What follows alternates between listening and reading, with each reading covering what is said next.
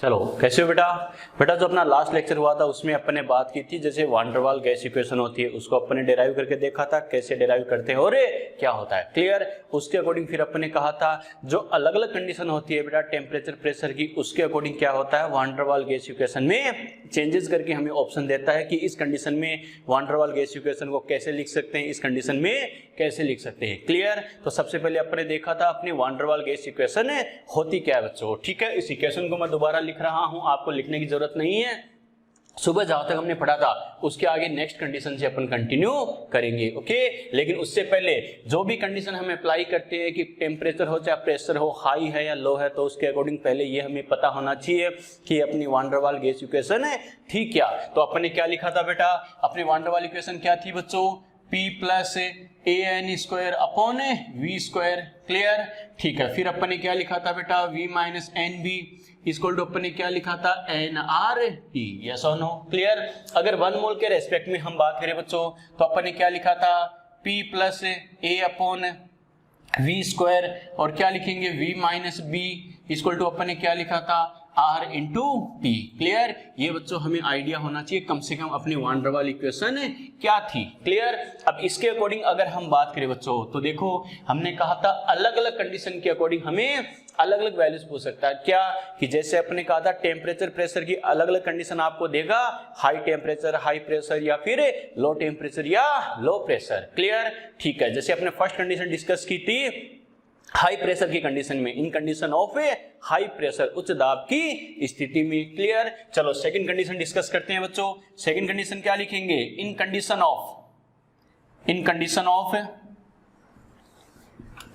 Of low pressure निम्न दाब की स्थिति में, in condition of low pressure निम्न दाब की स्थिति में ओके। देखो बेटा कैसे करना, निम्न दाब की स्थिति यानी इन कंडीशन ऑफ लो प्रेशर मैंने आपको एक ही तरीका बताया कैसे करना क्या करना। तो सबसे पहले तो अपन क्या कहेंगे बेटा, if P low pressure low है यानी प्रेशर अगर कम है तो सीधी सी बात है हमें पता है गैसेस के लिए अगर प्रेशर लो होगा तो वॉल्यूम क्या होगा हाई होगा, यस और नो। अरे गैस के लिए हमें पता है प्रेशर और वॉल्यूम दोनों एक दूसरे के इनवर्स होते नहीं होते, व्युत्क्रमानुपाती होते हैं बेटा। अगर प्रेशर लो होगा तो हमें पता है वॉल्यूम हाई होगा क्लियर।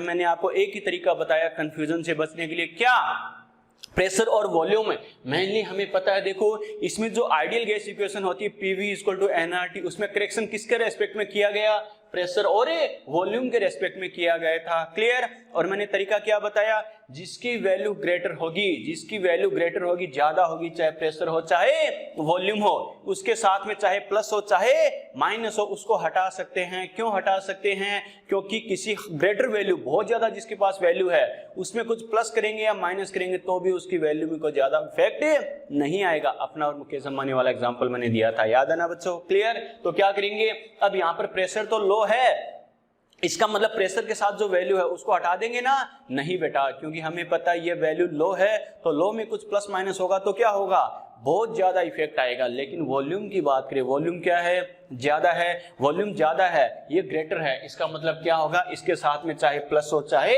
माइनस हो उसको अगर हटा भी देंगे तो भी इक्वेशन पर कोई ज्यादा इफेक्ट नहीं आएगा। बात समझ में आ गई। इसका मतलब ये बताओ इसमें हम किसको हटा सकते हैं बेटा, कांस्टेंट ए को या बी को मैंने क्या कहा था, जिसकी वैल्यू ग्रेटर हो उसके साथ वाले कांस्टेंट को हटा देंगे क्लियर। यहाँ पे मैं एक लाइन लिखाऊंगा ठीक है बेटा, कैसे करना क्या करना। चलो आगे इसे सॉल्व करते हैं। तो अपनी इक्वेशन क्या थी, P प्लस ए अपॉन वी स्क्वायर। अब क्या लिखेंगे V minus B equal to क्या लिखेंगे RT क्लियर। अब हमें पता है V की वैल्यू अगर ग्रेटर है क्योंकि प्रेशर लो है तो V ज्यादा होगा ठीक है। V ग्रेटर है तो क्या होगा, V के साथ वाले कांस्टेंट को नेग्लिजिबल मान के हटा सकते हैं क्लियर। तो यहां से अपन क्या कह सकते हैं बेटा, P प्लस क्या हो गया A अपॉन वी स्क्वायर और इधर क्या बच गया V इक्वल टू क्या हो गया RT क्लियर। चलो बेटा इसके अकॉर्डिंग अगर हम बात करें बच्चों, देखो आगे अपन सोल्व करके क्या कह सकते हैं, देखो समझना। अगर V से मैं इसको मल्टीप्लाई कर दूं तो देखो बेटा क्या लिखेंगे, इसका मतलब क्या हो गया PV, देखो PV प्लस क्या हो गया AV अपॉन क्या हो गया V स्क्वायर। अरे बात को समझ रहे हो ना, इस V को दोनों से मल्टीप्लाई कर दो क्या हो गया PV AV upon V square clear. आगे क्या बच गया आर टी, बात समझ में आ गई? ठीक है बेटा, अगर v से हम क्या करें, इस स्क्वायर को कैंसिल आउट कर दे तो क्या हो गया, pv इक्वल टू क्या हो गया, a अपॉन v, यहाँ पर प्लस के साथ है, a upon v equal to R T. बात समझ में आ गई बच्चों? इस क्या करेंगे, a अपॉन v को अगर अपन इधर लेके आए बेटा तो अपन क्या लिख सकते हैं, pv इक्वल टू क्या हो गया, आर टी माइनस क्या हो गया, a अपॉन वी, यस और नो। और अगर पूरी इक्वेशन को अपन क्या करें, आर टी से डिवाइड कर दे तो क्या लिख सकते हैं, P V upon R T equal to क्या हो गया, R T upon R T, और क्या लिखेंगे, a अपॉन वी, ऐसा कैसा, और आर टी से डिवाइड कर दे। क्लियर? आर टी से बेटा आर टी को उड़ा दे, कितना हो गया 1, और हमें पता पीवी अपॉन जेड किसके इक्वल होता है, जेड के इक्वल। अरे याद है ना, हमें पता है जेड इक्वल टू क्या होता है बेटा, पीवी अपॉन आर टी। बात समझ में आ गई? क्लियर? तो अपन क्या कह सकते हैं बच्चों, यहाँ पर इसकी जगह क्या लिख सकते हैं, z, तो क्या लिखेंगे, z इक्वल टू क्या हो गया, इधर क्या बच गया, आर टी से कैंसिल आउट होके 1, और ये क्या बच गया, a अपॉन क्या हो गया, वी आर टी। ये अपने पास क्या आ गई, z की वैल्यू आ गई। क्लियर? हमारे पास z की वैल्यू क्या आ रही है बेटा, 1 minus A upon V R T.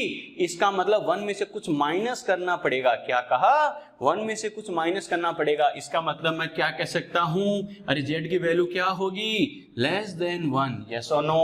z की वैल्यू क्या होगी बेटा, लेस देन 1। z की वैल्यू अगर 1 से कम है, तो कल वाले लेक्चर में हमने बात की थी, याद है ना, z की वैल्यू अगर 1 से कम है, इसका मतलब गैस की कंप्रेसिबल नेचर, संपीड़न की प्रवृत्ति ज्यादा होगी। क्लियर? अगर गैस की कंप्रेसिबल नेचर, संपीड़न की प्रवृत्ति ज्यादा है, तो सीधी सी बात है, उसको इजीली लिक्विड में कन्वर्ट कर सकते हैं, द्रव में परिवर्तित कर सकते हैं। इसका मतलब उसकी लिक्विफेक्शन नेचर, द्रवण की प्रवृत्ति ज्यादा होगी। बेटा समझ में आ गया, यस और नो? क्लियर? कोई डाउट? नोट करो फटाफट।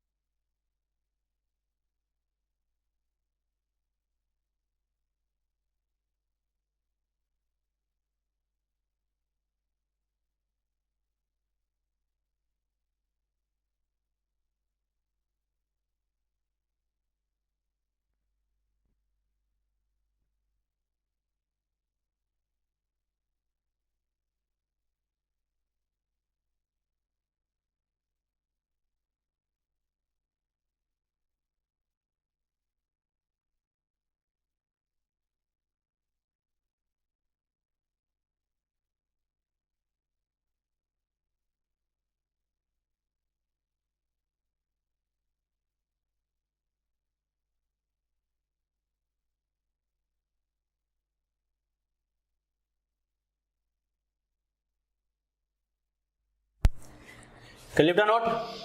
यहां पे बेटा जो एक लाइन हमने छोड़ी है बेटा, यहां पे ऐड कर लो। क्या, constant b can be neglected, constant b can be neglected, constant b can be neglected, but constant a can not be neglected, constant b can be neglected, but constant a can not be neglected. ठीक है, हिंदी में लिखो, नियतांक b को नगण्य माना जा सकता है, नियतांक b को नगण्य माना जा सकता है, नियतांक b को नगण्य माना जा सकता है, लेकिन नियतांक a को नगण्य नहीं माना जा सकता। क्यों नहीं माना जा सकता, ध्यान है ना? क्लियर? चलो ये कर लिया बेटा, लास्ट में इसके लिख लो। ये तो लिखा अपने z लेस देन 1, इसका रिजल्ट लिख लो क्या, compressible nature of gas, compressible nature of gas, compressible nature of gas, compressible nature of gas will greater, compressible nature of gas will greater, compressible nature of gas will greater, and the liquefaction of gas, and the liquefaction of gas will easy, compressible nature of gas will greater and the liquefaction of gas will easy, liquefaction of gas will easy, liquefaction of gas will easy। Hindi में लिखो, लिखो gas के संपीड़न की प्रवृत्ति अधिक होगी,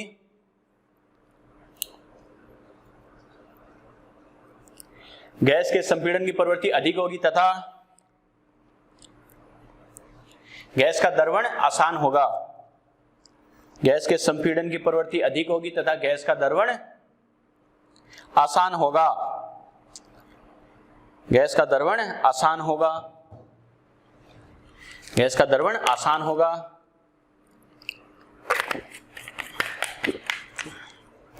gas का द्रवण आसान होगा, लिख लिया बेटा। चलो तीसरी कंडीशन की बात करते हैं, नंबर 3। नंबर 3 लिखते हैं बेटा, इन कंडीशन ऑफ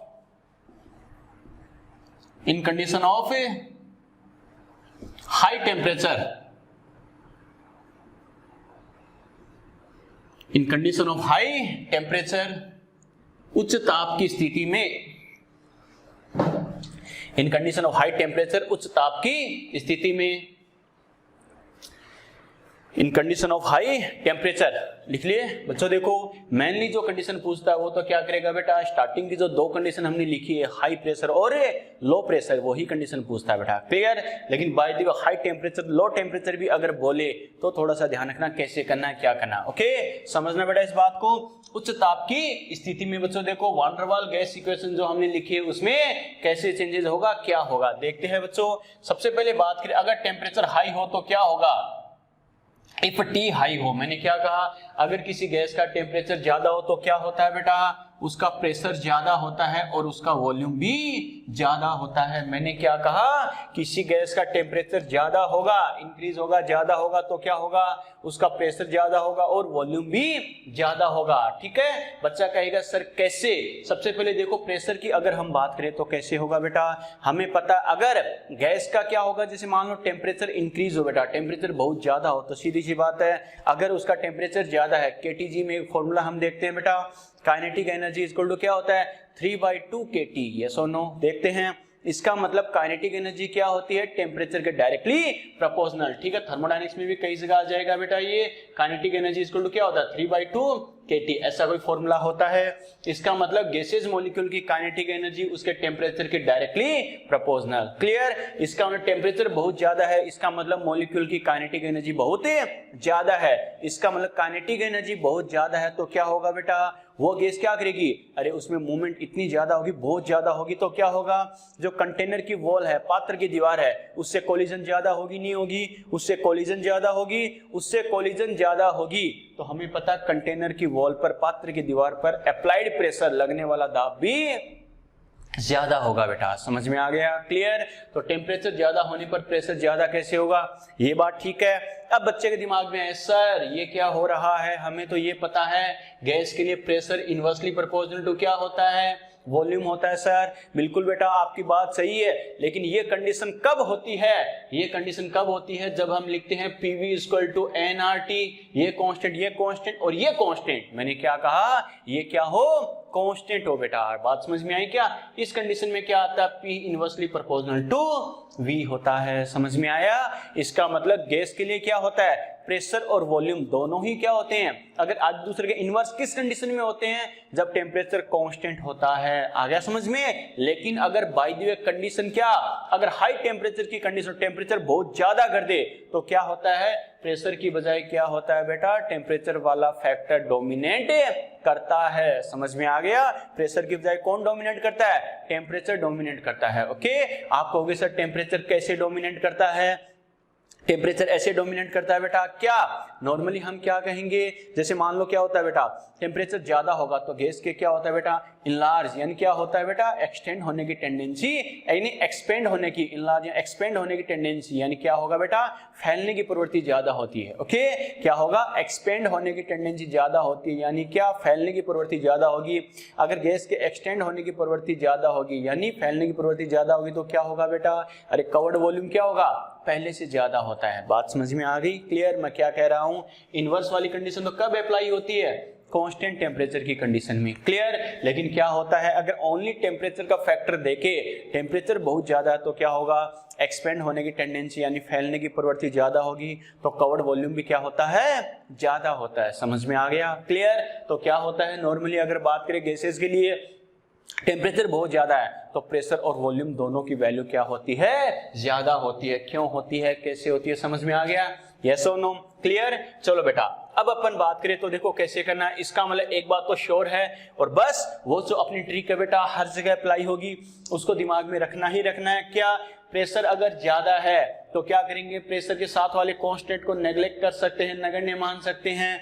V अगर ज्यादा है तो V के साथ वाले कांस्टेंट को भी नेग्लेक्ट करके हटा सकते हैं, नहीं हटा सकते, हटा सकते हैं बेटा। बात समझ में आ गई, क्लियर। तो वही अपन यहाँ पर एक लाइन जरूर लिखेंगे बेटा। ये आगे कैसे करना है देखो, तो अपनी इक्वेशन क्या थी बच्चों, P प्लस ए अपॉन वी स्क्वायर, और क्या थी बेटा, V minus B equal to क्या लिखेंगे, R इंटू टी। यस और नो, प्रेशर अगर बहुत ज्यादा है तो इसके साथ वाली वैल्यू को नेग्लेक्ट करके हटा सकते हैं, नहीं हटा सकते, हटा दिया, B को भी हटा दिया बेटा, तो यहाँ पर क्या बच गया, P, इधर क्या बच गया बेटा, P, इधर क्या बच गया V, और क्या बच गया R T, क्लियर। तो फाइनली अपन क्या कह सकते हैं, PV इक्वल टू क्या हो गया, RT, ओनली ये कंडीशन आ गई। समझ में आ गया, क्लियर। और अपन क्या करें बेटा, अगर इसे RT से अपन डिवाइड कर दे तो क्या कह सकते हैं, PV upon RT equal to क्या हो गया, RT अपॉन RT, ठीक है। RT कितना हो गया, 1 हो गया। अरे RT हमें पता है कितना हो गया बेटा, 1, और ये क्या आ गया, PV अपॉन RT किसके इक्वल आ गया, Z, तो Z इक्वल टू कितना, 1 हो गया बेटा। मैंने क्या कहा, समझ में आ गया, क्लियर। अगर Z की वैल्यू 1 है तो हमें पता है बच्चों, Z की वैल्यू 1 है तो ये बताओ गैस किसके अकॉर्डिंग बिहेव करेगी, आइडियल गैस के अकॉर्डिंग बिहेव करेगी बेटा। समझ में आ गया, क्लियर। और हमें पता है अगर गैस आइडियल गैस के अकॉर्डिंग बिहेव करेगी तो क्या होगा, गैस को कंप्रेस कर सकते हैं क्या, संपीड़न कर सकते हैं क्या, या फिर क्या उसको लिक्विफाइड द्रवित कर सकते हैं क्या, नो बेटा, क्योंकि हमें पता है Z इक्वल टू 1 आ रहा है। इक्वेशन भी देख सकते हो, PV इक्वल टू RT आ रहा है, और हमें पता है N मोल के लिए ले तो PV equal to NRT। Ideal gas वाली कंडीशन है या नहीं है, इसका मतलब ऐसी कंडीशन होगी तो क्या होगा, गैस आइडियल गैस के अकॉर्डिंग बिहेव करेगी, और गैस आइडियल गैस के अकॉर्डिंग अगर बिहेव करेगी तो क्या होगा बेटा, न उसे कंप्रेस कर सकते हैं न उसे लिक्विफाइड कर सकते हैं। क्लियर, बात समझ में आ गई बच्चों, ठीक है। तो यहाँ पे 2 लाइनें लिखा दूंगा, कैसे करना है, क्या करना है, समझ में आया बच्चों, ठीक है रे। अरे बात समझ में आई क्या, ठीक है। एक कंडीशन और देखना बेटा, कैसे, नंबर 4 जो इसकी लास्ट कंडीशन है, क्या, in condition of low temperature, in condition of low temperature, निम्न ताप की स्थिति में, in condition of low temperature, निम्न ताप की स्थिति में। बच्चों देखो, लो टेम्परेचर की अगर हम बात करें तो क्या कह सकते हैं, इफ टेम्परेचर अगर कम है तो हमें पता है बच्चों प्रेशर क्या होगा, कम होगा, और वॉल्यूम भी क्या होगा, कम होगा। बात समझ में आई क्या, अरे दोनों की वैल्यू कम होगी, अगर दोनों की वैल्यू कम होगी प्रेशर भी कम होगा, वॉल्यूम भी कम होगा। क्यों कम होगा, अभी हमने बात की है, समझ में आया ना। टेम्परेचर ज्यादा होने पर मॉलिक्यूल्स की एनर्जी ज्यादा तो क्या होगा, कोलिजन ज्यादा तो अप्लाइड प्रेशर ज्यादा, और हमें पता है टेम्परेचर ज्यादा तो एक्सपेंड होने की टेंडेंसी, फैलने की प्रवृत्ति ज्यादा, तो क्या होगा, कवर्ड वॉल्यूम भी ज्यादा। बस उसका अपोजिट कर दो, टेम्परेचर कम, एनर्जी कम, कोलिजन कम, अप्लाइड प्रेशर कम, टेम्परेचर कम, एक्सटेंड होने की एक्सपेंड होने की टेंडेंसी, फैलने की प्रवृत्ति कम, कवर्ड वॉल्यूम भी कम। क्लियर? तो कहने का मतलब है बेटा अगर टेम्परेचर लो है तो क्या होगा, प्रेशर और वॉल्यूम दोनों लो होंगे, और अगर प्रेशर और वॉल्यूम दोनों ही अगर लो होंगे तो ये बताओ ए और बी किसको हटाओगे, किसी को नहीं हटाएंगे। समझ में आ गया? क्लियर? इसका मतलब क्या लिखेंगे, ए और बी किसी को नहीं हटाएंगे, ए और बी किसी को नहीं हटाएंगे। बेटा यहाँ पर वो एक लाइन अपन ऐड करेंगे, अगर ए और बी किसी को नहीं हटाना है तो अपनी इक्वेशन क्या है, P प्लस ए अपॉन वी स्क्वायर। क्लियर? और V माइनस क्या है बच्चों, B इक्वल टू क्या करते हैं, R इंटू टी। बात समझ में आई बच्चों? तो क्या कह सकते हैं इस कंडीशन में, अपन बोल सकते हैं क्या, there are no change in van der Waals gas equation in this condition. यानी इस कंडीशन में क्या होगा, van der Waals gas equation में कोई चेंज नहीं होगा, क्योंकि चेंज तो कब होता, जब ए और बी को, ए या बी दोनों में से किसी एक को या दोनों को अपन हटाते, और वो कब हटाते, जब उसके हटाने से दूसरे पर साथ में जो वैल्यू है प्लस माइनस पर, उस पर कोई इफेक्ट नहीं आता। लेकिन पी और वी दोनों की वैल्यू कम है तो हमें पता दोनों में चेंजेस ज्यादा होगा और हमें ऐसा इफेक्ट नहीं करना। बेटा समझ में आ गया मैंने क्या कहा, दोनों की वैल्यू कम है तो ना ए को हटाएंगे नहीं बी को हटाएंगे, तो क्या लिखेंगे, there are no change in van der Waals gas equation in this condition. ये दो लाइन अपन लिखेंगे, ऐसी कंडीशन अगर है तो van der Waals gas equation में कोई चेंज नहीं होगा। समझ में आ गया? क्लियर? नोट करो बेटा, ये जो मैंने लिखा है एक लाइन दो लाइन, यहाँ पे लाइन छोड़ देना, ये लिखा दूंगा मैं।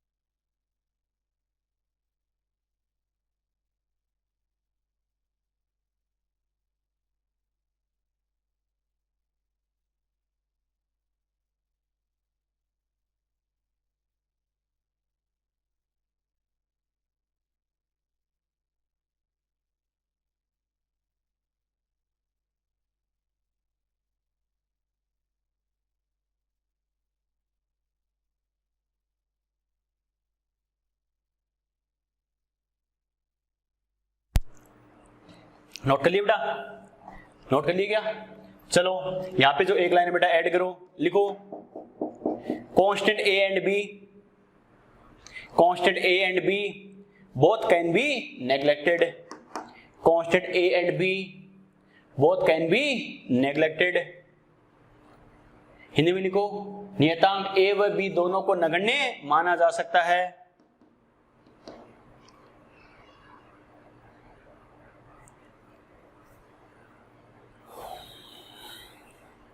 नियतांक ए व बी दोनों को नगण्य माना जा सकता है। ठीक है, फिर यहां पे बेटा दो लाइन छोड़िए, ये लिखो, लिखो gas is behave like ideal gas, gas is behave like ideal gas, gas is behave like ideal gas, so gas is behave like ideal gas, so compression and liquefaction of gas, so compression and liquefaction of gas, so compression and liquefaction of gas not possible,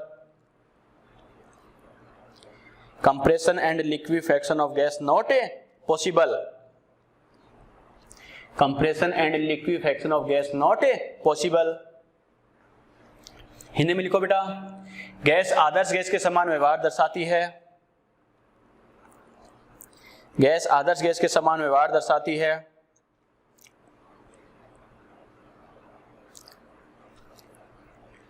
gas Adarsh gas के समान व्यवहार दर्शाती है। अतः gas को संपीड़ित करना, gas को संपीड़ित व द्रवित करना संभव नहीं है। गैस को संपीड़ित व द्रवित करना संभव नहीं है।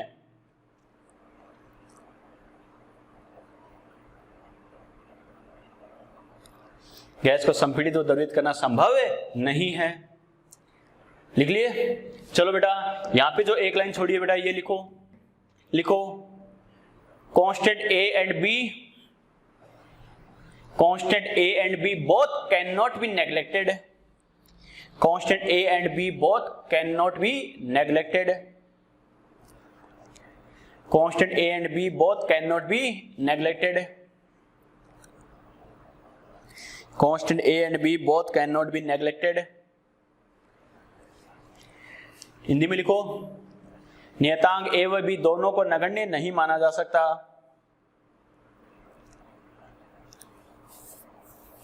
नियतांक A व B दोनों को नगण्य नहीं माना जा सकता। ठीक है, यहां पे लिखो बेटा, लास्ट में जो लिखा है, there are no change in van der वाल gas equation. There are no change in van der वाल gas equation.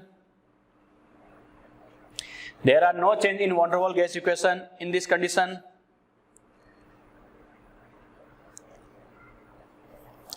There are no change in van der Waals gas equation in this condition. ठीक है, हिंदी में लिखो, इस स्थिति में van der वाल गैस समीकरण में कोई परिवर्तन नहीं होता। इस स्थिति में वॉन डेर वाल गैस समीकरण में कोई परिवर्तन नहीं होता। इस स्थिति में वॉन डेर वाल गैस समीकरण में कोई परिवर्तन नहीं होता।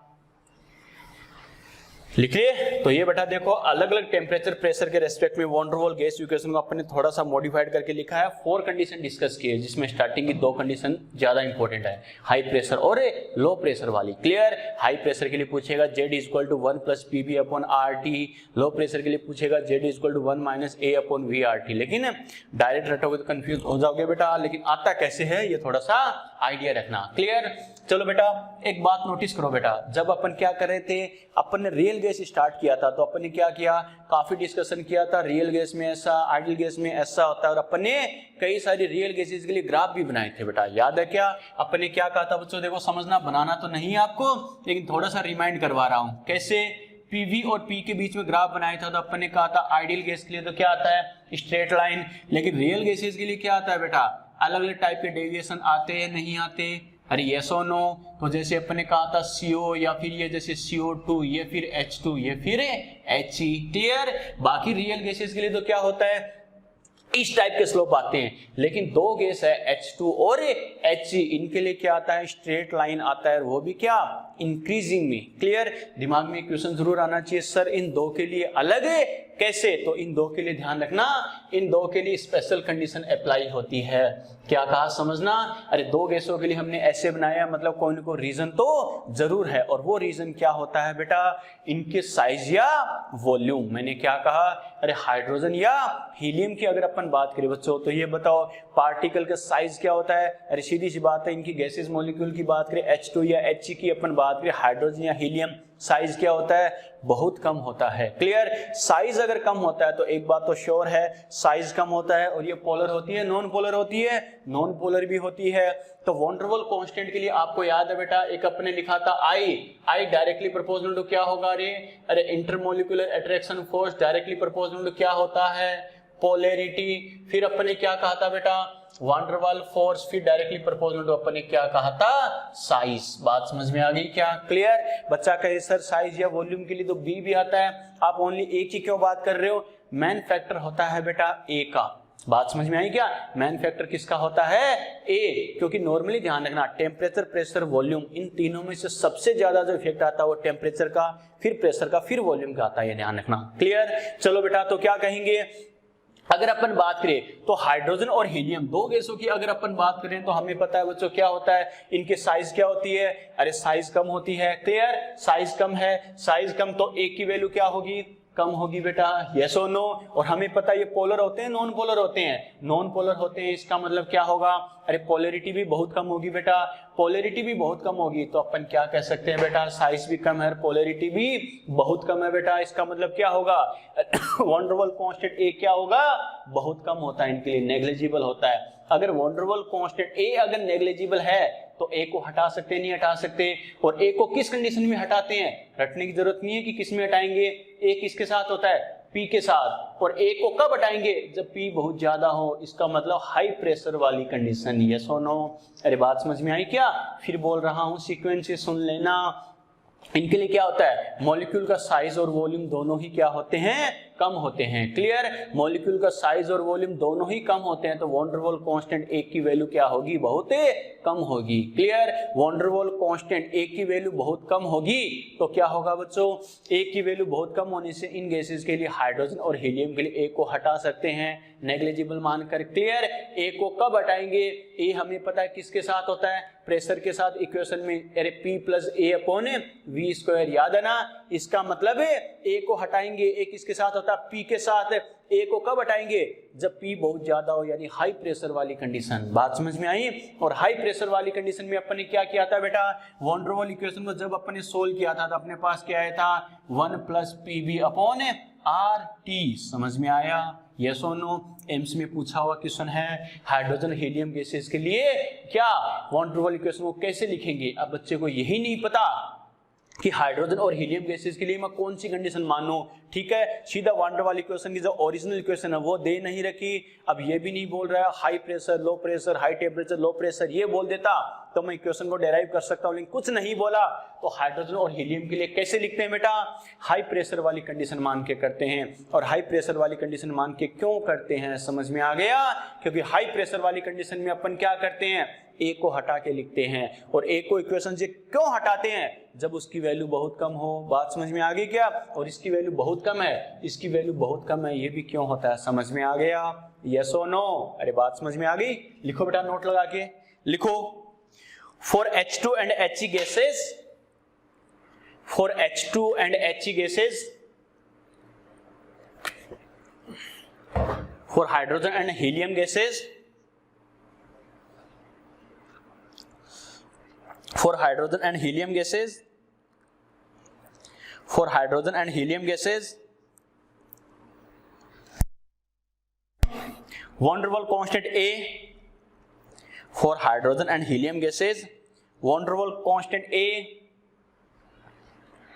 वॉन डेर वाल constant A can be neglected, van der वाल constant A can be neglected, van der वाल constant A can be neglected due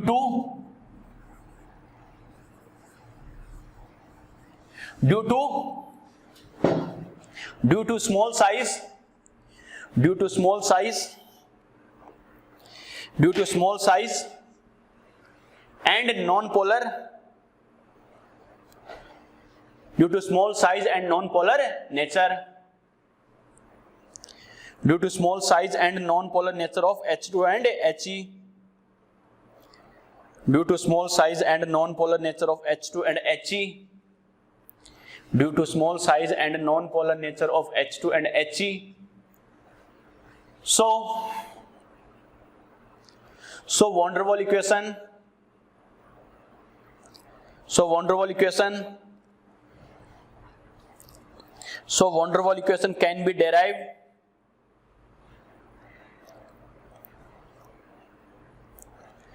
von der Waal equation can be derived according to condition of high pressure. So van der Waals equation can be derived according to condition of high pressure.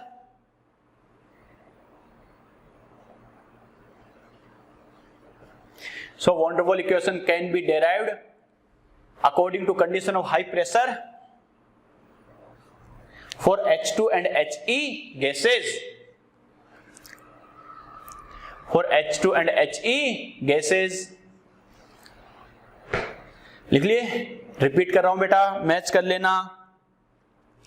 क्या लिखेंगे? For H2 and He gases, for H2 and He gases van der Waals constant A can be neglected due to small size and non-polar nature. Clear? ठीक है। So van der Waals equation can be derived according to condition of high pressure for H2 and He gases. Clear? Hindi में लिखो बेटा, H2 तथा He gases, H2 तथा He गैसों के लिए, H2 तथा He गैसों के लिए वॉन डर वाल नियतांक A को नगण्य माना जा सकता है, वॉन डर वाल नियतांक A को नगण्य माना जा सकता है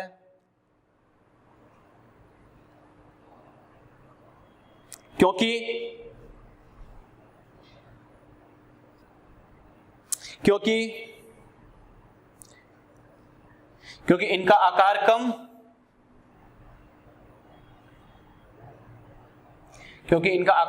व अध्रुवीय प्रकृति होती है, क्योंकि इनका आकार कम व अध्रुवीय प्रकृति होती है।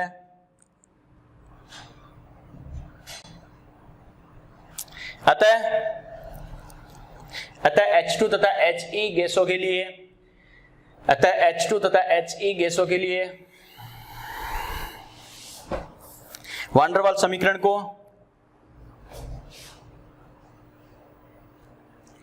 H2 तथा He गैसों के लिए वॉन डर वाल गैस समीकरण को उच्च दाब की स्थिति के अनुसार, हाई प्रेशर उच्च दाब की स्थिति के अनुसार लिखा जा सकता है।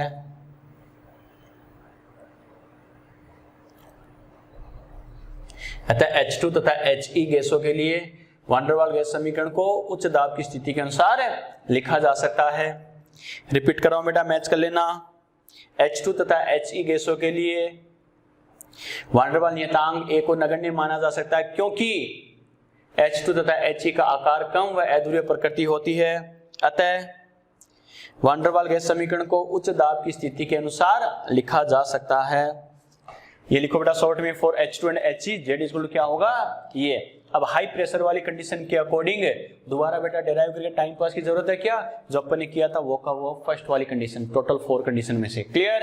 चलो बेटा ये लिख लो, ये डायरेक्टली पूछा हुआ है हाइड्रोजन व हीलियम के लिए कौन सा ऑप्शन करेक्ट है, कौन सा नहीं, कैसे होगा, आ गया समझ में? और इसका रीजन भी मैंने लिखा है बेटा, क्यों होता है, कैसे होता है। क्लियर? ग्राफ में भी मैंने रिमाइंड करवाया कि वहां पर 2 गैसों के लिए ग्राफ अलग क्यों बनाया था, इसलिए बनाया था। और आप देख सकते हो बेटा, अगर Z की वैल्यू 1 होती है तो हमें पता आइडियल गैस के अकॉर्डिंग आता नहीं आता, आता है। इसके लिए Z क्या होता है 1 + PB/RT, 1 से ज्यादा तो क्या होगा, जो स्ट्रेट लाइन था बेटा आइडियल गैस के लिए था उससे ऊपर की डायरेक्शन में ही होगा। यस और नो, बात समझ में आ गई? क्लियर? चलो बेटा ये अपने बात की कैसे करना है, क्या करना। अब बात करें जो अपनी वॉन डर वाल गैस इक्वेशन अपने लिखी उस पर हमें क्वेश्चंस कैसे पूछ सकता है। ओके लिखो बेटा क्वेश्चन, लिखो write the decreasing order of van der Waal constant A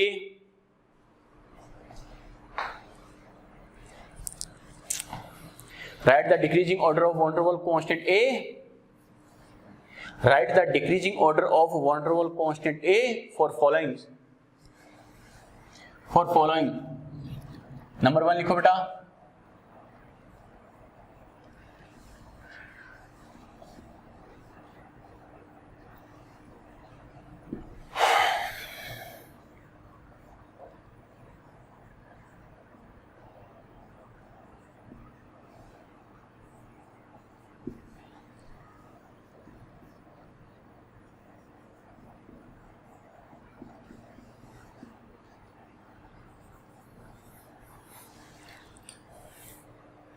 लिख लिए? चलो बेटा अपने जैसे कई सारी गैसेज ये अपने लिखी है बेटा, कैसे करना है, क्या करना है। सबसे पहले बच्चों देखो किस कंडीशन में कौन सा कॉन्सेप्ट मुझे अप्लाई करना है, ये बच्चे को आइडिया होना चाहिए। ओके सबसे पहले बच्चों देखो कैसे इसे सोल्व करेंगे। इन सभी ऑप्शंस में मुझे क्या करना है, वॉन डेर वाल कांस्टेंट ए का मुझे क्या लेना है, डिक्रीजिंग ऑर्डर लेना है। डिक्रीजिंग ऑर्डर मतलब क्या, घटता हुआ क्रम। हिंदी में लिख सकते हो क्या, निम्न के लिए वॉन डेर वाल नियतांक ए का घटता क्रम लिखो। क्लियर। डिक्रीजिंग ऑर्डर बोला है बेटा, मतलब किसकी बात कर रहा है, घटते क्रम की बात कर रहा है बेटा। क्लियर। ये जैसे मान लो 3 क्वेश्चन हमने इसमें ऐड किए हैं, तो सबसे पहले बच्चे को कॉन्सेप्ट ध्यान होना चाहिए, क्या वॉन डेर वाल कांस्टेंट मतलब ए डायरेक्टली प्रोपोर्शनल टू क्या होता है बेटा, IMF इंटरमोलिकुलर फोर्स, यस और नो। डायरेक्टली प्रोपोर्शनल टू क्या होता है, पोलैरिटी होता है बेटा। क्लियर। डायरेक्टली प्रोपोर्शनल टू क्या होता है, वॉन डेर वाल फोर्स होता है, और डायरेक्टली प्रोपोर्शनल टू क्या होता है बेटा, साइज होता है। क्लियर। देखते हैं जो कॉन्सेप्ट अप्लाई होगा वही अप्लाई कर देंगे बेटा, क्या दिक्कत है। ओके। कैसे, जैसे इसमें बात करें CO2 CH4 NH3 H2, तो हमें पता है इसमें क्या कर सकता हूं, अरे पोलैरिटी वाला कॉन्सेप्ट लगा सकते नहीं लगा सकते। मैंने कहा था लास्ट के 2 कब अप्लाई करना है, अगर इनर्ट वाली कंडीशन आ जाए, नॉन पोलर या फिर इनर्ट अक्रिय गैसों वाली कंडीशन हो तो ही ये काम में लेना है। क्लियर। चलो बेटा, तो इसके अकॉर्डिंग बात करिए, जैसे पोलैरिटी की बात करें या IMF की अपन बात करें बेटा, तो क्या कह सकते हैं, इंटरमोलिकुलर फोर्स की अगर बात करें तो देखिए बेटा, इंटरमोलिकुलर फोर्स के ऑर्डर की बात करें तो ये बताओ सबसे ज्यादा, या फिर क्या कहेंगे बच्चों, देखो सबसे ज्यादा हमें पता है इंटरमोलिकुलर फोर्स कौन से होंगे जिसमें पोलैरिटी ज्यादा होगी, या डायरेक्टली बेटा पोलैरिटी लिख दो, कोई दिक्कत नहीं है। जैसे इसके अकॉर्डिंग अपन क्या करिए, पोलैरिटी का ऑर्डर लिखें, तो सबसे ज्यादा पोलर कौन होगा, CO2 CH4 NH3 या H2 NH3। बात समझ में आई क्या, क्योंकि इसमें लोन पेयर होता है, ध्यान है ना। क्लियर। NH3 सबसे ज्यादा पोलर, फिर क्या होगा, अरे H2 तो नॉन पोलर है क्योंकि सेम एटम के बीच में बॉन्ड है, ये तो ध्यान है ना। इसका मतलब इसका काम तो खत्म, ये तो लास्ट में आएगा। क्लियर। चलो बेटा, अब क्या कहेंगे, इन दोनों को कंपेयर करें तो हमें पता है यहाँ बॉन्ड किसके बीच में, कार्बन ऑक्सीजन, यहाँ कार्बन हाइड्रोजन। अरे हाइड्रोकार्बन तो वैसे क्या होते हैं, नॉन पोलर माने जाते हैं बेटा। क्यों, क्योंकि हमें पता है कार्बन और हाइड्रोजन की EN में डिफरेंस होता है, वो बहुत कम होता है बेटा। क्लियर। कार्बन की हाइड्रोजन की EN में डिफरेंस कम होता है, जबकि कार्बन ऑक्सीजन की EN में डिफरेंस क्या होता है, ज्यादा होता है, तो इसकी पोलैरिटी भी ज्यादा होगी। तो इसके बाद क्या आएगा बेटा, CO2, और इसके बाद क्या लिखेंगे, CH4। क्लियर। अगर पोलैरिटी का ऑर्डर ये आ गया तो हमें पता है पोलैरिटी डायरेक्टली किसके प्रोपोर्शनल, A के, तो हमें पता है बेटा A का ऑर्डर भी यही आ जाएगा, NH3 CO2 CH4 और H2। बात समझ में आ गई। क्लियर। चलो बेटा आगे बात करते हैं किसकी, नंबर 2। नंबर 2 पे देखो हमें क्या बोला है, रे नंबर 2 पे मान लो ये 3 हमें दे रखे हैं, तो इनके लिए अगर मैं बात करूं बच्चों तो वही पोलैरिटी का आप लगा सकते हो कॉन्सेप्ट यहाँ भी।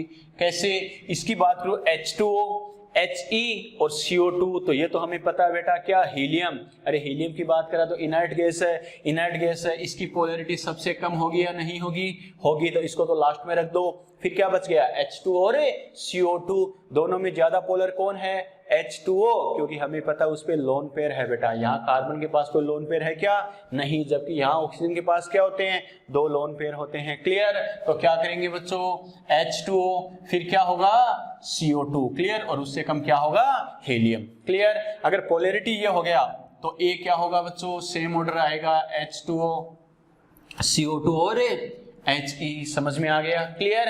चलो नंबर 3 पर चलते हैं। नंबर 3 पर हमें क्या दे रखा है, सभी मुझे इनर्ट गैसेस वाली कंडीशन दे रखी है बेटा, यस और नो। अरे इनर्ट गैस वाली दे रखी है, इनर्ट गैस की अगर अपन बात करें तो इनर्ट गैस वाली कंडीशन आ जाए तो कौन सा अप्लाई करेंगे, वॉन डेर वाल फोर्स यानी साइज वाला। क्लियर। तो साइज का ऑर्डर देखते हैं बच्चों, इनके लिए क्या होगा। अगर हम बात करें साइज की तो ये बताओ चारों में से देखो सबसे ज्यादा साइज किसकी होगी, है ना अगर कर 5 ऑप्शन में देखे, मान लो है ना अगर कर 0 रन पर, इसका मतलब क्या होगा, इंक्रीजिंग ऑर्डर लिखिए बेटा, तो क्या लिखेंगे इसके रेस्पेक्ट में अगर अपन बात करें तो अपन क्या कह सकते हैं बेटा, सबसे ज्यादा साइज किसकी होगी रे, अपोजिट लिख दो बेटा, क्रिप्टॉन। फिर क्या होगी बेटा, हमें पता नॉर्मली अपन लिखते हैं बेटा, जैसे मान लो हीलियम हो गया, फिर क्या लिखेंगे इसके अकॉर्डिंग बात करें तो क्या लिखेंगे नियोन, फिर क्या करेंगे ऑर्गन, फिर क्या लिखेंगे क्रिप्टॉन, और लास्ट में क्या होगा बेटा फिर जीनोन। बात समझ में आई क्या, अरे लिख सकते हैं यस और नो, ठीक है, स्पेस का मैं तो आप एक लाइन में लिख सकते हो बेटा। क्लियर। ठीक है बेटा, यहां से अगर अपन बात करें साइज का ऑर्डर अगर हमारे पास ये आ गया तो इसके अकॉर्डिंग क्या कर सकते हैं बच्चों, ए जो होगा वो डायरेक्टली प्रोपोर्शनल है या नहीं है बच्चों, तो यहां से क्या लिख सकते हैं ए का भी सेम ऑर्डर लिख दो, क्या जीनोन, फिर क्या लिखेंगे क्रिप्टॉन, फिर क्या लिखेंगे ऑर्गन, फिर क्या लिखेंगे नियोन, और फिर क्या लिखेंगे हीलियम। समझ में आ गया कैसे किया। क्लियर। नोट करो बेटा।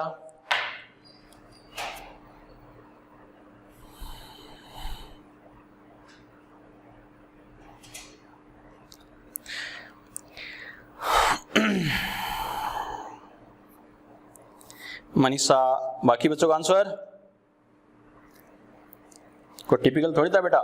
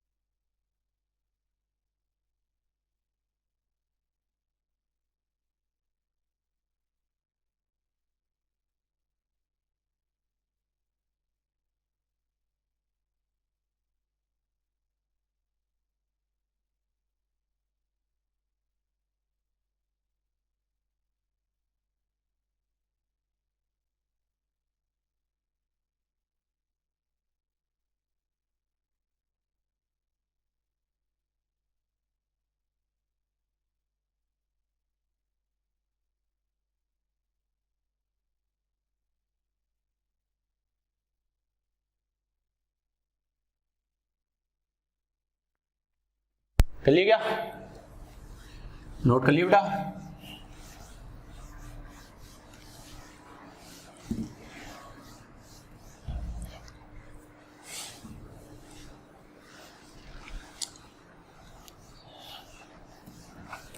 चलो ये तो बेसिक से अपने बात की क्या वॉन डेर वाल कांस्टेंट ए का ऑर्डर है क्या होगा बच्चों, ठीक है। अब बात करें जो हमने क्या वॉन डेर वाल इक्वेशन लिखी थी बेटा, उस पर हमें न्यूमेरिकल कैसे पूछ सकता है। लिखो बेटा, लिखो कैलकुलेट, नेक्स्ट क्वेश्चन लिखो calculate the applied pressure, calculate the applied pressure by, calculate the applied pressure by 5 mole CO2, 5 mole CO2 gas in a 1 liter volume container at 47 degree Celsius temperature. Calculate the pressure applied by, calculate the pressure applied by 5 mole CO2 gas in 1 liter container at 47 degree Celsius temperature. ठीक है। If gas is behave like a van der Waals या gas is obey to van der वाल gas equation, if gas is obey to van der वाल gas equation, if gas is obey to van der वाल gas equation,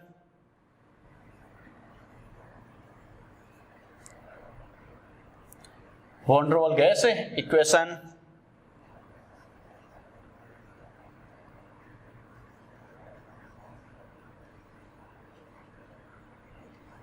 लिखो बेटा bracket में लिखो, ये values आपको गिवन है, B equal to 0.0427, B equal to 0.0427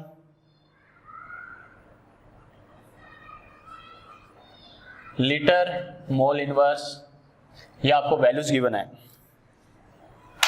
data confirm कर लेना बेटा।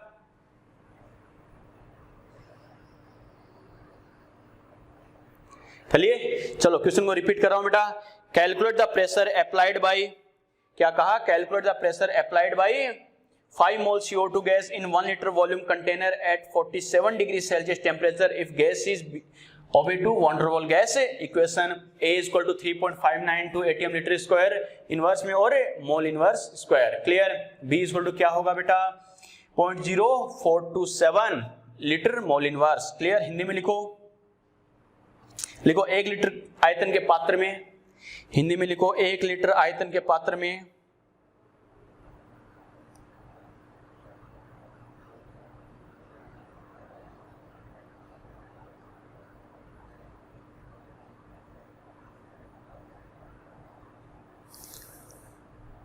1 लीटर आयतन के पात्र में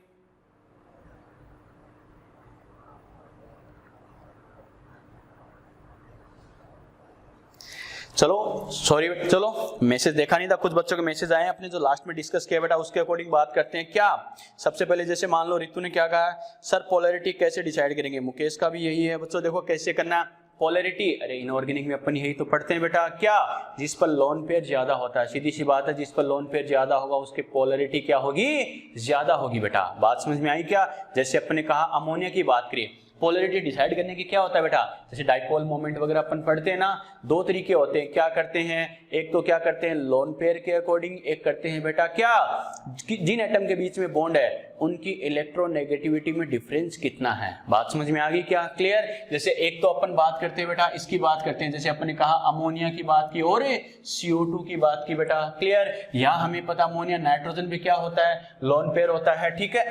यहाँ कार्बन, अरे आउटर मोस्ट शेल में कितने होते हैं, 4 इलेक्ट्रॉन होते हैं, और 4 इलेक्ट्रॉन क्या दोनों ऑक्सीजन से बॉन्ड बना लेते हैं, तो यहाँ पर कोई लोन पेयर है क्या, नहीं, तो अमोनिया क्या होता है, ज्यादा पोलर होता है। बात समझ में आ गई, क्लियर? चलो बेटा, अब बात की दूसरा तरीका क्या होता है, इलेक्ट्रोनेगेटिविटी में डिफरेंस का। इलेक्ट्रोनेगेटिविटी में डिफरेंस की बात करूं, जैसे अपन ये लिख दिया CO2 और CH4, CO2 और CH4, अब दोनों में क्या कोई लोन पेयर तो नहीं है, क्यों? कार्बन के आउटर मोस्ट सेल में कितने इलेक्ट्रॉन होते हैं, 4 होते हैं बेटा, एटॉमिक नंबर 6 होता है, फर्स्ट सेल में 2, सेकंड में 4, तो क्या होगा 4 इलेक्ट्रॉन दोनों ऑक्सीजन से बॉन्ड बना लेंगे, तो क्या होगा, कोई इलेक्ट्रॉन फ्री बचा है क्या, बॉन्ड बनाने के बाद जो क्या होता है फ्री इलेक्ट्रॉन बच जाते हैं, वही तो क्या होते हैं पेयर की फॉर्म में लोन पेयर बनाते हैं, दो इलेक्ट्रॉन, यस और नो। तो यहाँ पर 4 के 4 इलेक्ट्रॉन काम में आ गए, कोई लोन पेयर है क्या, नहीं। यहाँ पर बात करें CH4, कार्बन के पास 4 इलेक्ट्रॉन होते हैं सेकंड सेल में, तो क्या करेंगे 4 हाइड्रोजन एटम से बॉन्ड बना लेंगे, कोई फ्री इलेक्ट्रॉन है क्या, नो बेटा, तो यहाँ भी लोन पेयर नहीं है। लोन पेयर नहीं है, लोन पेयर है तो लोन पेयर को प्रायोरिटी देनी है बेटा, ध्यान रखना, क्लियर? और अगर लोन पेयर नहीं है तो क्या करेंगे, अब एटम के बीच में इलेक्ट्रोनेगेटिविटी का डिफरेंस देखेंगे, क्लियर? कैसे बेटा, नॉर्मली क्या होता है, जैसे इसकी बात करें तो कार्बन की क्या होती है बेटा 2.5 और ऑक्सीजन की कितनी होती है बेटा 3.5। बात समझ में आ गई क्या? इसके अकॉर्डिंग बात करें कार्बन की ऑलमोस्ट 2.5 और हाइड्रोजन की क्या होती है ऑलमोस्ट 2.1। मैंने क्या कहा, इलेक्ट्रोनेगेटिविटी क्या होती है, इलेक्ट्रॉन को अपनी ओर खींचने की टेंडेंसी। मैंने क्या कहा, इलेक्ट्रोनेगेटिविटी क्या होती है बेटा, इलेक्ट्रॉन को अपनी ओर खींचने की टेंडेंसी, ठीक है? जिसकी इलेक्ट्रोनेगेटिविटी जितनी ज्यादा होगी उसकी इलेक्ट्रॉन को अपनी तरफ खींचने की टेंडेंसी उतनी ही ज्यादा होगी। और अगर दो एटम की इलेक्ट्रोनेगेटिविटी अगर आपस में इक्वल है या ऑलमोस्ट इक्वल है, इसका मतलब दोनों की इलेक्ट्रॉन को अपनी ओर खींचने की टेंडेंसी क्या होगी, बराबर होगी। और दोनों की पावर बराबर है, अरे इलेक्ट्रोनेगेटिविटी मतलब इलेक्ट्रॉन को अपनी ओर खींचने की कैपेसिटी या पावर, काम खत्म, ताकत। क्या कहा, ये दो एटम है बेटा, इसकी इलेक्ट्रोनेगेटिविटी बहुत ज्यादा है, इसकी मान लो कम है, यानी डिफरेंस ज्यादा है, तो क्या होगा, इलेक्ट्रॉन को अपनी ओर खींचने की कैपेसिटी, इसकी पावर ज्यादा है, कैपेसिटी ज्यादा, तो ये इलेक्ट्रॉन को खींच लेगा। तो बीच में बॉन्ड बना था, इस एटम ने इलेक्ट्रॉन को अपनी ओर खींच लिया, तो इस पर नेगेटिव, इस पर पॉजिटिव। आ गया समझ में? एक नेगेटिव है दूसरा पॉजिटिव, मतलब इसे तो बोलते हैं पोलर, पोल बनना, नेगेटिव पॉजिटिव। बात समझ में आ गई, क्लियर? दूसरा मेथड क्या है बेटा, अगर इलेक्ट्रोनेगेटिविटी ऑलमोस्ट इक्वल हो, या तो एग्जैक्ट हो या ऑलमोस्ट वाली कंडीशन भी हो सकती है, तो क्या कहेंगे, अगर इलेक्ट्रोनेगेटिविटी इक्वल है तो क्या होगा बच्चों, इसका मतलब दोनों की इलेक्ट्रॉन को खींचने की कैपेसिटी बराबर है। इसका मतलब न इलेक्ट्रॉन ये खींच सकता है न ये खींच सकता है, कोई भी इलेक्ट्रॉन अपनी ओर नहीं खींचेगा जब तक इलेक्ट्रॉन ट्रांसफर नहीं होगा, न इसकी तरफ न इसकी तरफ है, तो नेगेटिव पॉजिटिव आएगा क्या, न नेगेटिव न पॉजिटिव, यानी चार्ज 0 0 0 0। इसका मतलब कोई पॉजिटिव नेगेटिव पोल नहीं है, तो क्या होगा, नॉन पोलर। समझ में आ गया बेटा, यस और नो? तो पोलैरिटी कैसे डिसाइड करते हैं, बात समझ में आई क्या? लोन पेयर प्रेजेंट है, बच्चा कहे सर मुझे कैसे पता चलेगा, लोन पेयर कैसे देखना है, बॉन्ड बनाने के बाद जो इलेक्ट्रॉन फ्री बच गए वो पेयर की फॉर्म में होते हैं, तो लोन पेयर। जैसे यहाँ बात करें नाइट्रोजन, आउटर मोस्ट शेल में कितने इलेक्ट्रॉन होते हैं बेटा, टोटल इलेक्ट्रॉन 7, फर्स्ट में 2, सेकंड में 5, तो क्या होगा, सेकंड में 5 होते हैं, तो 3 इलेक्ट्रॉन, तो 3 इलेक्ट्रॉन तो हाइड्रोजन से बॉन्ड बनाने में यूज हो गए, बाकी कितने बच गए, 2 और बच गए, वो एक लोन पेयर की फॉर्म में होगा। समझ में आ गया? इसमें कोई लोन पेयर है क्या, नहीं, इसमें लोन पेयर है, तो ये क्या होगा बेटा, इसके कंपैरिजन में ज्यादा पोलर होगा। समझ में आ गया? यहां बात की तो क्या होगा, दोनों में लोन पेयर नहीं है, तो इलेक्ट्रोनेगेटिविटी का डिफरेंस देखना है। मैंने क्या कहा, एक ज्यादा पावरफुल है बेटा और दूसरा क्या होगा, एक पावरफुल है दूसरा क्या बहुत ज्यादा वीक कमजोर है, तो सीधी सी बात है दोनों में अगर मैच हो, दोनों में क्या हो, कुछ भी कंपटीशन हो, तो सीधी सी बात है रिजल्ट आने के चांसेस क्या होंगे, ज्यादा होंगे, पावरफुल वाला इजीली से हरा देगा। क्लियर। लेकिन दोनों की पावर ऑलमोस्ट इक्वल हो तो मैच ड्रॉ भी हो सकता, नहीं हो सकता, वही बात है, ना कोई विनर ना कोई लूजर, मैच ड्रॉ भी हो सकता है। आ गया समझ में, वही बात है यहाँ पर। तो क्या देखो, दोनों की इलेक्ट्रोनेगेटिविटी जो हम पढ़ते हैं बेटा पीरियोडिक टेबल में, एग्जैक्ट डाटा इनका, इनमें क्या होता है, कार्बन ऑक्सीजन और कार्बन हाइड्रोजन। क्लियर।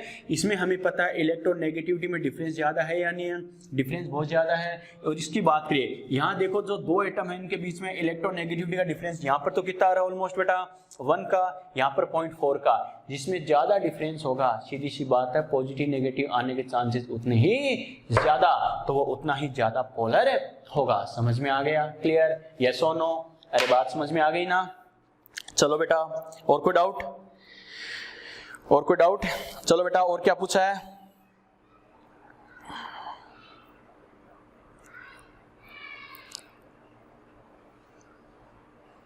क्या पूछा इसमें? सर वॉन्डरवॉल क्या क्या करता है, मोलिकुलर वेट के डायरेक्टली प्रोपोर्शनल होता है। बिल्कुल बेटा, ठीक है बात, लेकिन यहाँ पर क्या करते हैं, साइज फैक्टर को ही कंसीडर करते हैं बेटा, ठीक है। यहाँ पर मोलिकुलर वेट तक अकॉर्डिंग कंसीडर नहीं करते। और वैसे भी देख सकते हो बेटा, मोलिकुलर वेट बात तो वही आ गई, साइज और क्या होगा, दोनों वॉन्डरवॉल फोर्स के डायरेक्टली प्रोपोर्शनल है। लेकिन ये किस कंडीशन में अप्लाई करना है हमें, नॉन पोलर वाली कंडीशन में करना। समझ में आ गया, यस और नो? क्लियर। तो ध्यान रखना बेटा थोड़ा सा, जहां तक उसके क्या करना, पोलैरिटी वाली कंडीशन को ही प्रायोरिटी देनी है बेटा।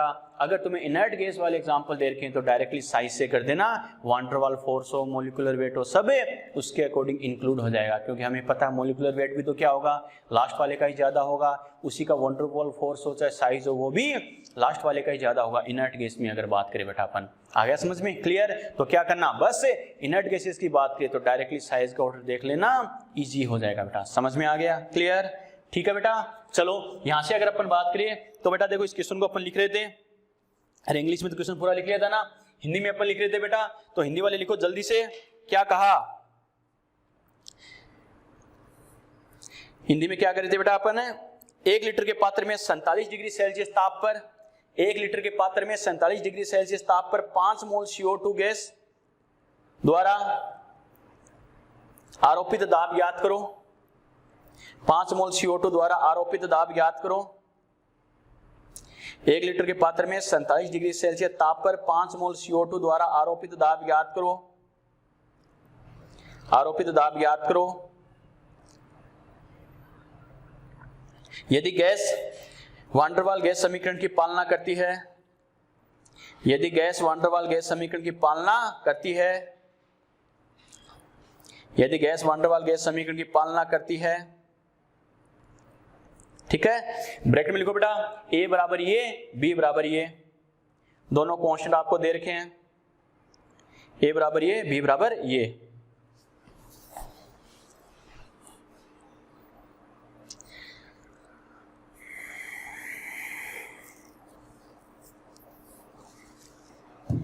कर लिया बेटा, क्वेश्चन लिख लिया क्या? चलो बेटा, बोर्ड भी अच्छे समझो, कैसे करना है, क्या करना है, समझना अच्छे से क्या बोल रहा है यार, कैसे हमें करना है। वो तो सबसे पहले क्या, जब वॉन डर वाल गैस, चल के इसने तो बोल दिया कि गैस क्या कर रही है, वॉन डर वाल गैस के अकॉर्डिंग क्या कर रही है, बिहेव कर रही है, या फिर वॉन डर वाल गैस इक्वेशन को ओबे कर रही है, फॉलो कर रही है, पालना कर रही है, तो हमें अप्लाई करना ही करना है। नहीं भी बोलता तो मैंने क्या कहा था बेटा, A और B कांस्टेंट दे रखे, देखते दिमाग में आना चाहिए, क्या करना, वॉन डर वाल गैस इक्वेशन काम में लेनी है। क्लियर। तो सबसे पहले बच्चे के दिमाग में ये तो होना चाहिए कम से कम है, वॉन डर वाल गैस इक्वेशन होती क्या है, P plus AN square upon V square, और अपन क्या करते हैं बेटा, V minus NV equal to क्या होता है रे, nRT। यस और नो? क्लियर। चलो बेटा, इसमें अपन क्या करेंगे बच्चों, देखो अब वैल्यू पुट करते जाते हैं। एक बात और ध्यान रखना, इसमें अगर अपन वैल्यू पुट करेंगे बच्चों तो देखो कैसे करेंगे, calculate the pressure applied bye P, तो हमें पूछा है ये ऐसा कैसा रहने दो, P प्लस A मुझे कितना दे रखा है बेटा, 3.592 मल्टीप्लाई बाय मोल कितना है बेटा, 5 मोल, तो मोल का स्क्वायर अपॉन V मुझे कितना बोला है बेटा, 1 लीटर, तो क्या करूंगा 1 का स्क्वायर। क्लियर। V मुझे कितना दे रखा है रे, 1 लीटर माइनस N मुझे कितना दे रखा है बेटा, देखो 5 मोल की बात कर रहा है ना, मल्टीप्लाई बाई B मेरे पास कितना है बच्चों, 0.0427। Clear, equal to N, N मेरे पास कितना आ गया, इक्वल टू मैं यहां लिख रहा हूं बेटा, एन की अगर अपन बात करें तो हमें पता 5 मोल है, और आर, आर की बात करें बच्चों एन आर टी, आर कौन सा यूज करें, मैंने क्या कहा था आर की कई सारी वैल्यूज होती है, लेकिन हमें कौन सा यूज करना है बेटा, प्रेशर वॉल्यूम को देखो, अरे वॉल्यूम लीटर में है, वॉल्यूम लीटर में है तो क्या करेंगे, लीटर एटीएम वाली वैल्यू यूज कर सकते हैं बेटा, क्योंकि लीटर एटीएम वाली वैल्यू यूज करेंगे तो प्रेशर अपने आप एटीएम में आ जाएगा। क्लियर, तो क्या करेंगे, लीटर एटीएम में कितना होता है, 0.0821 मल्टीप्लाई बाई, आगे क्या है बेटा टी, टी 47 डिग्री सेल्सियस है, डिग्री सेल्सियस में यूज करेंगे क्या, नहीं 273 ऐड करो तो कितना हो गया बेटा, अरे 320 हो गया ना, यही आएगा ना। चलो बेटा अब अपन बात करें बच्चों, देखो इजी वे में सोल्व करना, एक बात तो जरूर ध्यान रख लेना, ये मल्टीप्लाई बेटा इसके साथ है, ध्यान रखना गलती मत कर देना, इसके मल्टीप्लाई में है ये 320। क्लियर, और एक बात और ध्यान रखना बच्चों, ऐसे क्वेश्चंस को अगर वान डेर वाल गैस इक्वेशन क्वेश्चंस को अगर एग्जैक्ट करने बैठ के कुछ भी हो जाए मैं तो करके रहूंगा, आंसर नहीं आएगा बच्चों, ध्यान रखना, अपनी स्टाइल में चाणक्य नीति से करना है बेटा, कैसे, अप्रोक्स मानकर। क्लियर, देखो अप्रोक्स मानकर बहुत ही इजी वे में आपको ऑप्शन ऐसे दिए जाएंगे, एग्जैक्ट करने बैठ जाओगे तो कैलकुलेशन होगी ही नहीं है, ठीक है। देखो बेटा कैसे करना अपनी स्टाइल में,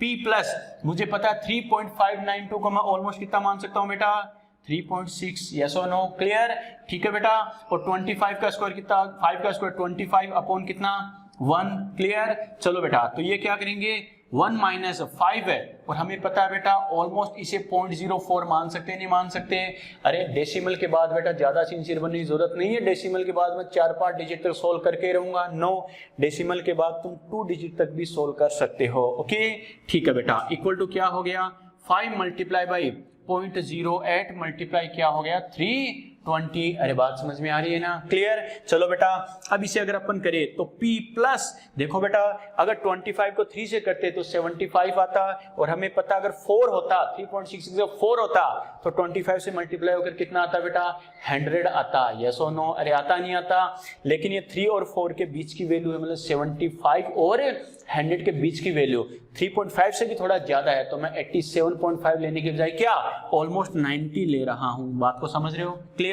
चलो बेटा और ये क्या हो गया 1 माइनस, और मुझे पता है इससे मैं मल्टीप्लाई करूंगा तो कितना हो जाएगा, 5 को 4 से करें 20 तो 0.20 यानी 0.2, क्लियर। चलो बेटा इससे अगर करें तो हमें पता है 8 को बेटा 5 से करें कितना आता है 40, और 2 डेसिमल लगा दो बेटा क्या हो जाएगा 0.4 यानी 0.40 या 0.4, समझ में आ रहा है बेटा।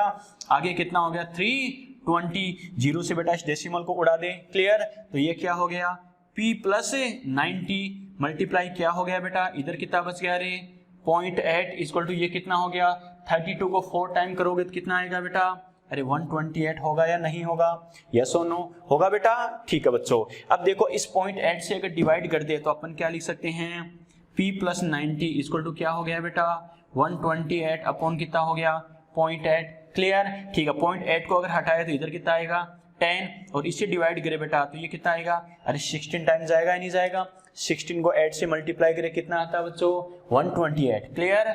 चलो बेटा तो यहां से क्या करेंगे P प्लस 90 इक्वल टू कितना आ गया 16 मल्टीप्लाई बाई 10 यानी 160, क्लियर। तो P इक्वल टू कितना हो गया बेटा 160 और माइनस 90 तो P इक्वल टू कितना आ गया बेटा ऑलमोस्ट 70 ATM, समझ में आया बेटा, यस और नो, आपको ऑलमोस्ट 70 के आसपास वाला ऑप्शन है मिल जाएगा, क्लियर। एग्जैक्ट 70 आए ये कोई जरूरी नहीं है, देखते हैं बेटा आंसर आएंगे बच्चों के,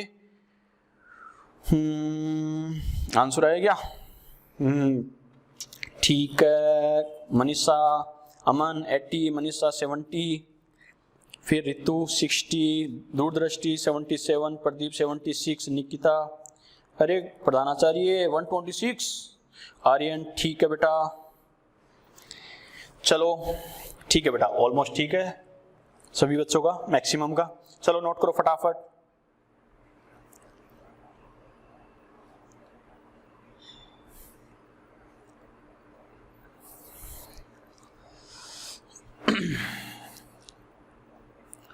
नोट करो बेटा फटाफट।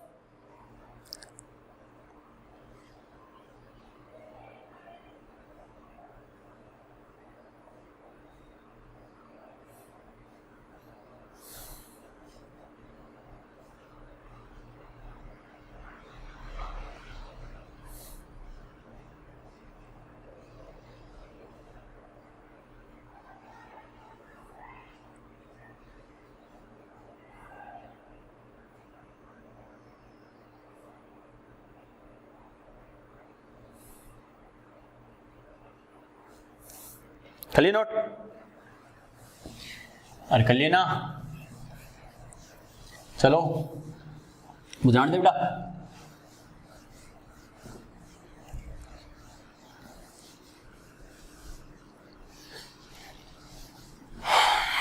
चलो नेक्स्ट क्वेश्चन लिखो बेटा, इस पर लिखो। नेक्स्ट क्वेश्चन लिखो। ए फ्लास्क ऑफ लिखो। A flask of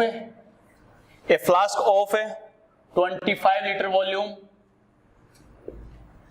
A flask of 25 litre volume, a flask of 25 litre volume filled by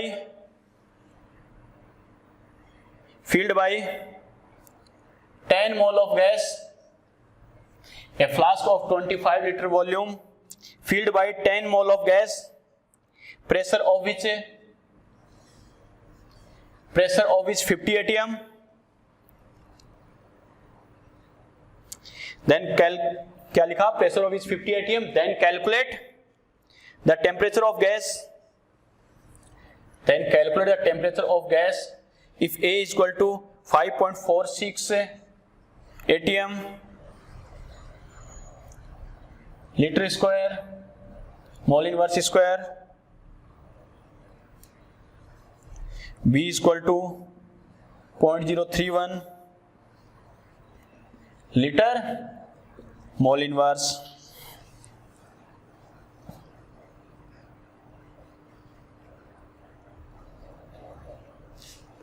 question को रिपीट कर रहा हूं बेटा। A flask of 25 litre volume filled by 10 mole of gas, pressure of which 50 atm, ठीक है। Then calculate the temperature of gas if constant A is equal to A 5.46 and constant B is equal to 0.031। Hindi में लिखो बेटा। 25 litre आयतन का एक flask, 25 litre आयतन का एक फ्लास्क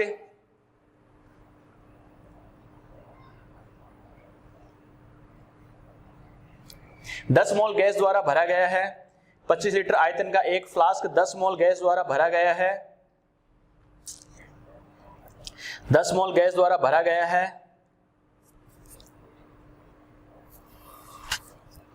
जिसका दाब 50 एटीएम है, जिसका दाब 50 एटीएम है,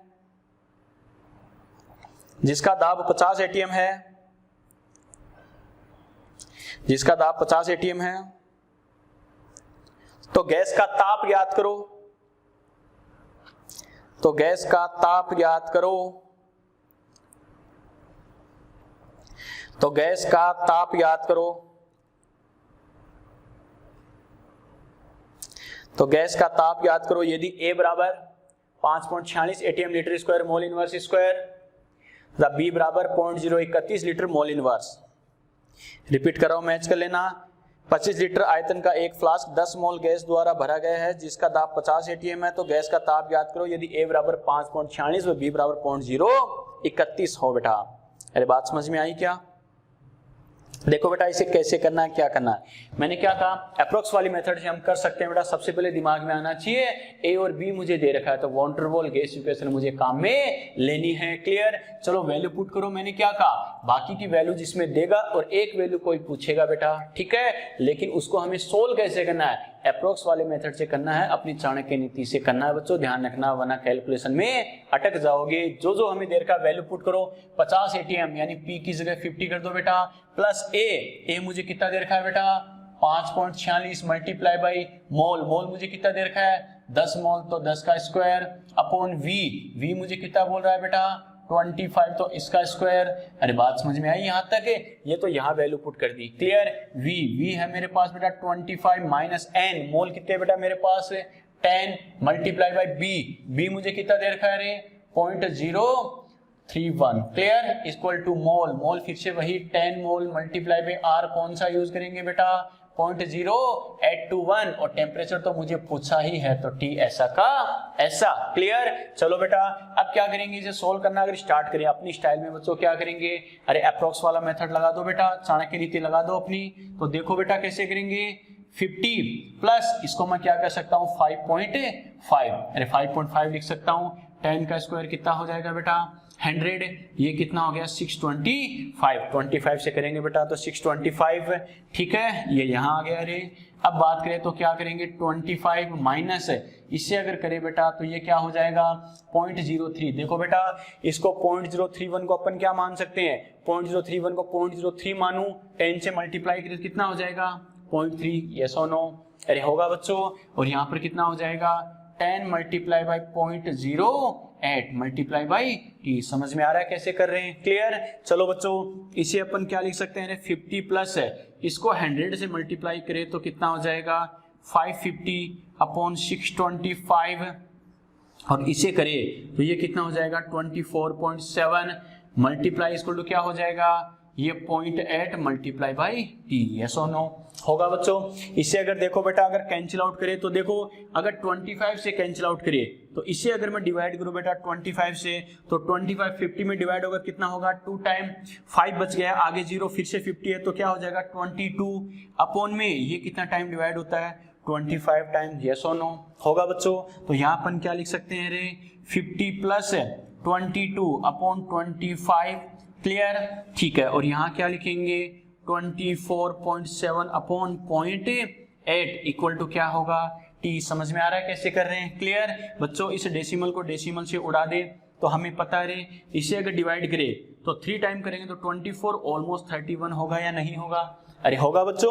और ये देखो 22 ये 25 अगर अपॉन में 22 होता तो 1 टाइम डिवाइड होता, एक बार भाग जाता, लेकिन अब कितनी बार भागेगा क्योंकि ये 22 से थोड़ा ज्यादा है तो एक से थोड़ा कम, मैं ऑलमोस्ट कर रहा हूं 0.9। समझ में आ रहा है, मैंने क्या कहा चाणक्य नीति से कर लेना बच्चों, ओके ठीक है बच्चों। अब क्या कहेंगे ये देखो कितना हो गया, ये हो गया हमारे पास 50 प्लस 0.9 यानी क्या लिखेंगे 50 प्लस 0.9 इक्वल टू आगे क्या बच गया मल्टीप्लाई क्या हो गया 31 इक्वल टू किसके इक्वल आ गया बेटा टी के इक्वल, क्लियर। तो क्या लिखेंगे ये कितना हो गया बच्चों 15.9 मल्टीप्लाई बाय क्या 31 इक्वल टू क्या हो गया टी। तो टी की अगर मैं बात करूं ऑलमोस्ट देखो इजी वे में कर सकते हो अपनी स्टाइल में, वही अगर ये 50 होता क्या कहा, अगर ये 50 होता, ये 30 होता, 30 होता तो 5 को 3 से करते बेटा कितना आता, अरे 15 आता, हमें पता है बेटा 15 आता नहीं आता 15, तो क्या करेंगे आगे 20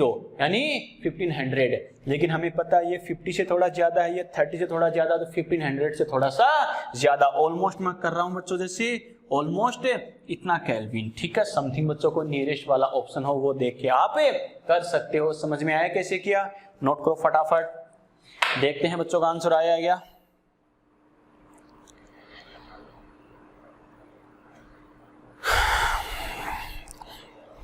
किसका आंसर आया, अमन ठीक है मान सकते हैं बेटा लगभग, निकिता ठीक है बेटा, दूरदृष्टि अरे बेटा कौन सी थ्योरम लगा दी, मुकेश सोल्व किया कर बेटा, हमें पता है कौन से बच्चे का आंसर आ सकता है, सोल्व किया कर बेटा, दूसरा कॉपी नहीं करना अपन को।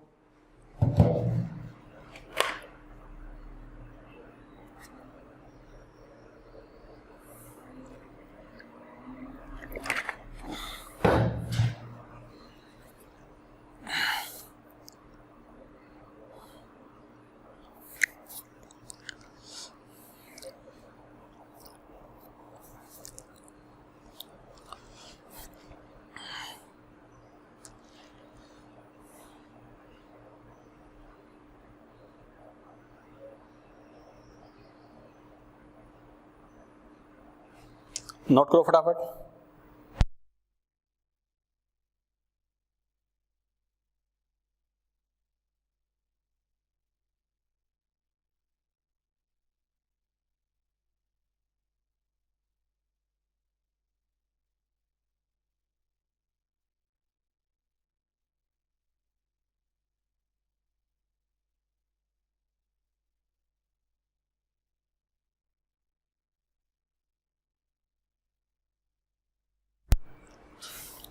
कर लिया बेटा,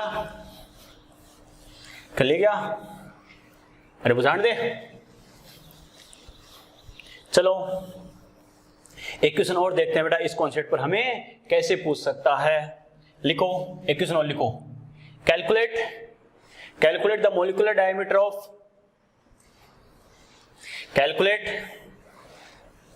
calculate the molecular diameter of He. Calculate the molecular diameter of He. Calculate the molecular diameter of He gas if a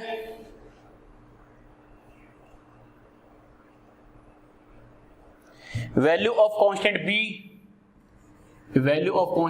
is 24 ml mole inverse.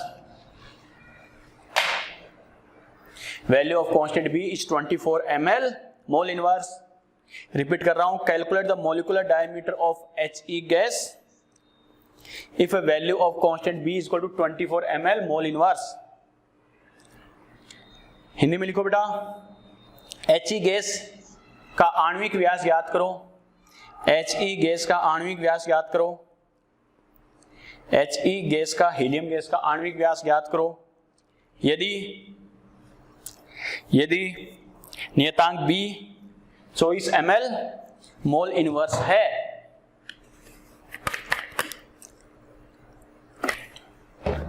Clear? ठीक है बेटा, देखो कैसे करना है, क्या करना समझना। एक बात तो सबसे पहली बात तो बच्चे के दिमाग में स्ट्राइक करनी चाहिए कि सर ने एक कॉन्सेप्ट बताया था। क्या एक कॉन्सेप्ट क्या डिस्कस किया था बेटा अपन ने कि कांस्टेंट बी जो होता है उसकी हेल्प से हमारे पास क्या आ सकती है, अरे गैस मॉलिक्यूल की रेडियस आ सकती नहीं आ सकती? आ सकती है। कैसे आ सकती है? तो सबसे पहले बच्चों देखो, आपको याद है तो एक कॉन्सेप्ट हमने क्या लिखा था बी के बारे में। बी क्या होगा बेटा, 4Na मल्टीप्लाई क्या होता है 4/3 पाई आर क्यूब। यस और नो? अरे हमें पता है बच्चों, देखो बी हमें दे रखा है, बाकी वैल्यू पता ही होता है। यहाँ से आर की वैल्यू आ सकती है नहीं आ सकती है? आर यानी रेडियस, त्रिज्या आ जाएगी।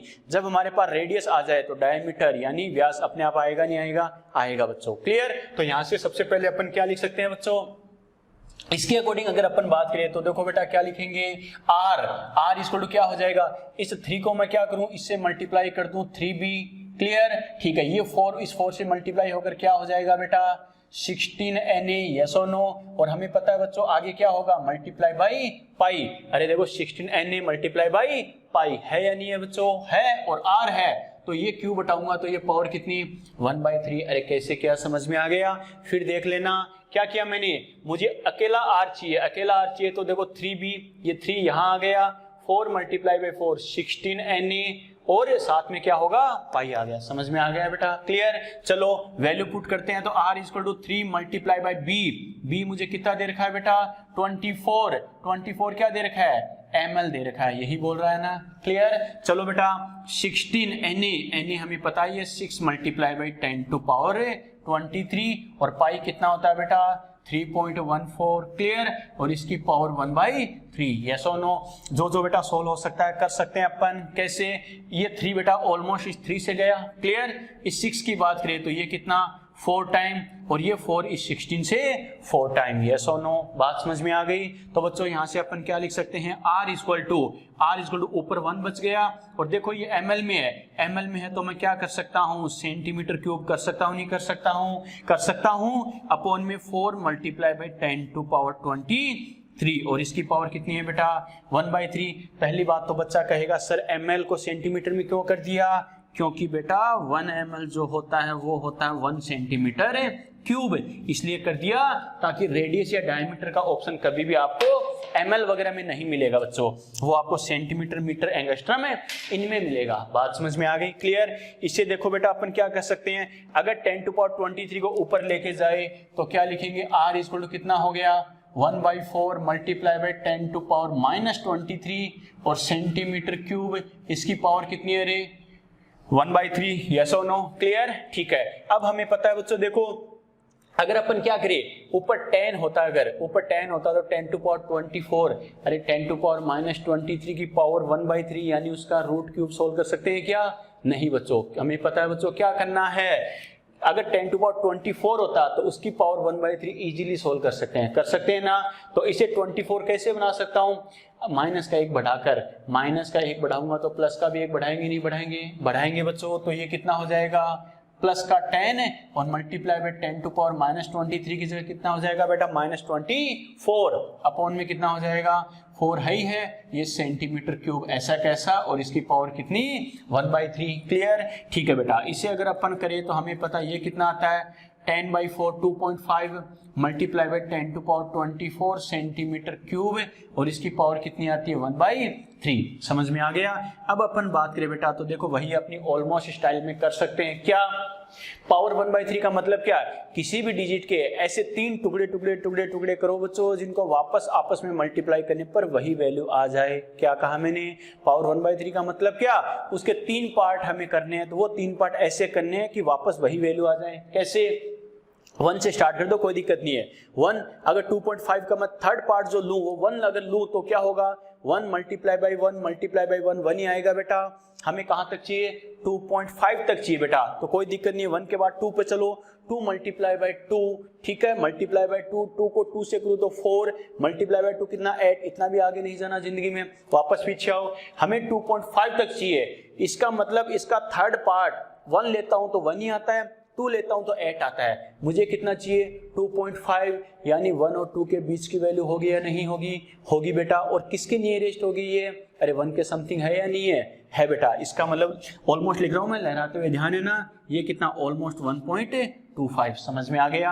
और 10 टू पावर हमें पता है बेटा 24 की पावर 1/3 कितना होगा 10 टू पावर -8 और सेंटीमीटर क्यूब की पावर 1/3 यानी सेंटीमीटर क्लियर। लेकिन ये मेरा आंसर है क्या नहीं पूछा है मुझे क्या बोला बेटा डायमीटर पूछा है। ठीक है डायमीटर क्या होगा डायमीटर होगा बेटा इसका ट्वाइस यस और नो होगा बेटा। तो ये कितना हो जाएगा 2 multiply by 1.25 multiply by 10 to power -8 centimetre. तो ये हमारे पास ऑलमोस्ट कितना आ जाएगा बेटा 2.5 multiply by 10 to power -8 centimetre clear. और बाय द वे एंगस्ट्रम में दे रखा हो तो क्या लिखेंगे 2.5 multiply by 10 to power -8 10 to power +8 angstrom. बच्चा कहेगा सर कैसे तो ऐसे 1 एंगस्ट्रम क्या होता है 10 टू पावर -8 सेंटीमीटर के इक्वल क्लियर। तो यहाँ क्या कर सकते हैं बेटा -8 +8 बेटा इनको उड़ा दो तो ऑलमोस्ट क्या हो गया 2.5